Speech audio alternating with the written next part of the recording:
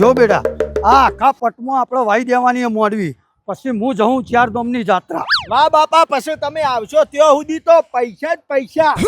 પૈસા પૈસા નહીં તો આવશો ત્યાં લગી રાહત તાળ વળી ગયો છે એના કરતા લો પકડો આ બે ડબલો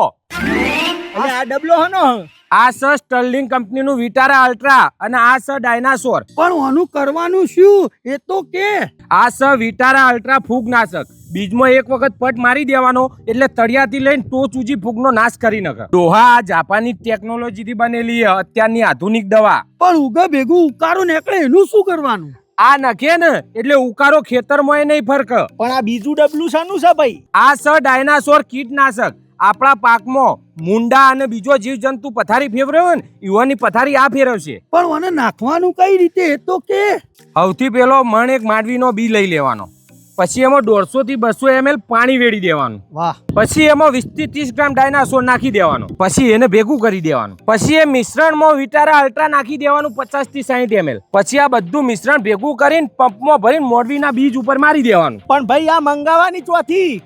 ભાઈ નજીકની કોઈ બી એગ્રો દુકાનમાંથી આ સ્ટર્લિંગ કંપનીની દવા મળી રહે છે અને વધારે માહિતી જોતી હોય ને તો નેચા નંબર આપેલો હો માહિતી લઈ લેજે